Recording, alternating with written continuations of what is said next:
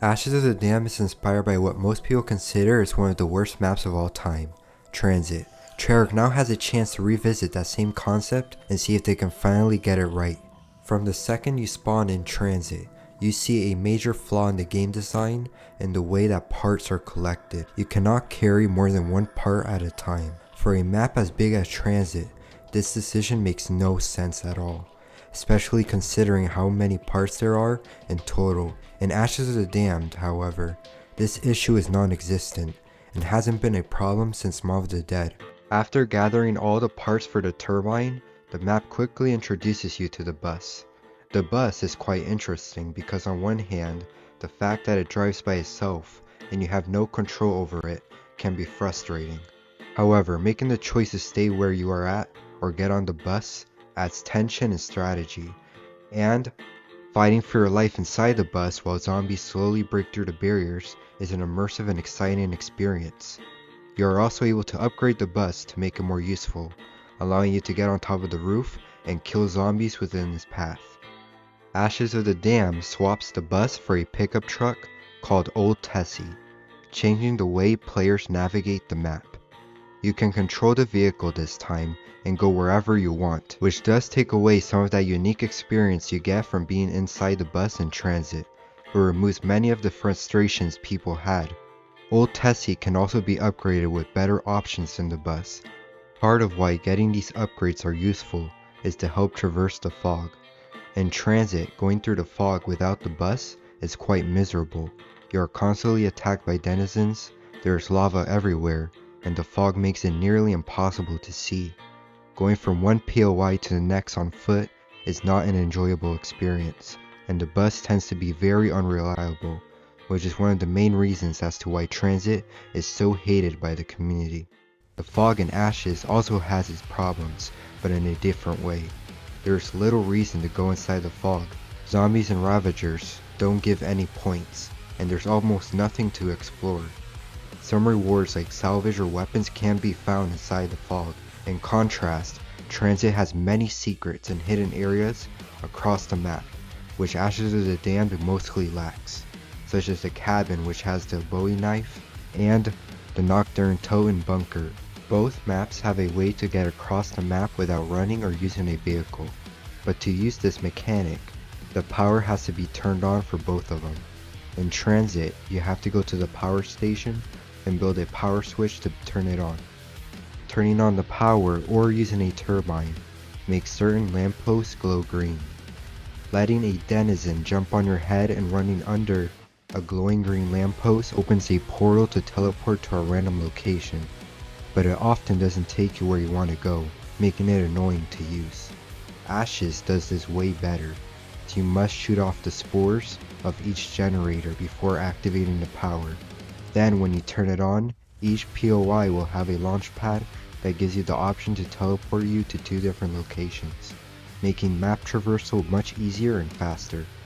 Old Tessie isn't going to be as useful anymore after you open up the map and turn on the power, except for this one major feature. This leads directly into one of Ash's biggest innovations from Transit: Pack-a-Punch mobility.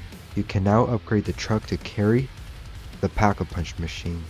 This is a very smart idea and will be the first time ever in COD Zombies history that you can choose where Pack-a-Punch will be on the map. It allows you to pick any location to stay in while still accessing Pack-a-Punch. To get Pack-a-Punch is simple. You either turn on the power in Vandal and Farm or Blackwater Lake, then do the same thing on Ashwood, and then you unlock the ability to upgrade the truck to have Pack-a-Punch. Getting Pack-a-Punch in Transit, on the other hand, is arguably the worst design choice ever made in COD Zombies history. After turning on the power, you have to place a turbine at a wall in the power station, then go to the bank in town, throw grenades at the doors until they open, and then you will gain access to the Pack-a-Punch room.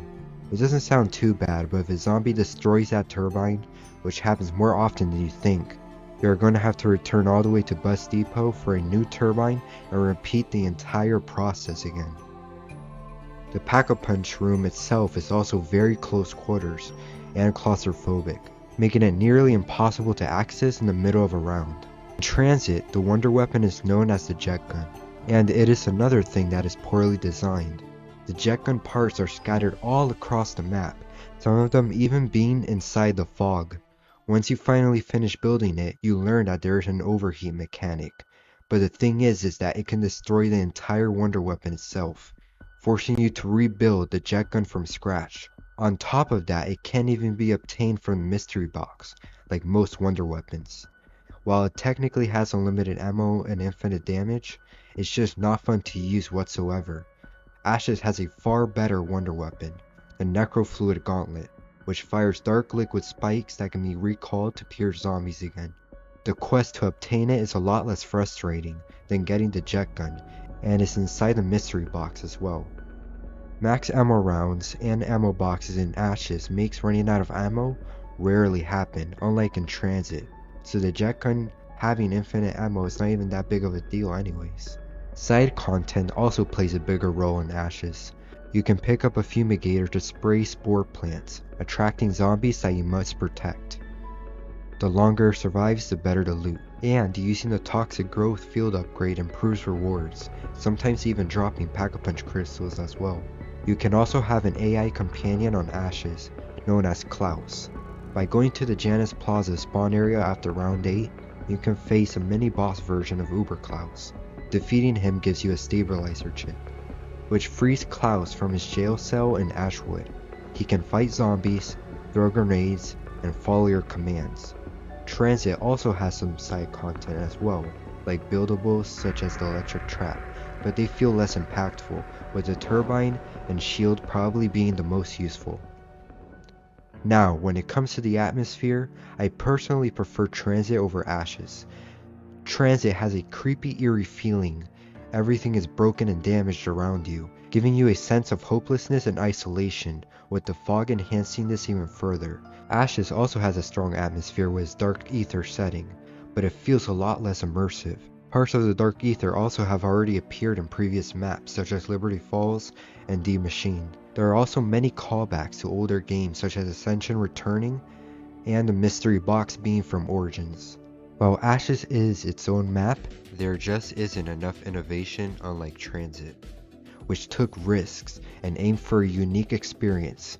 Now don't get me wrong, Ashes of the Damned is objectively the better map and fixes almost all of Transit's problems like we see in the video. I'd even say it's the best map since Black Ops 4, but I will always appreciate what Transit tried to do even if it failed in its execution.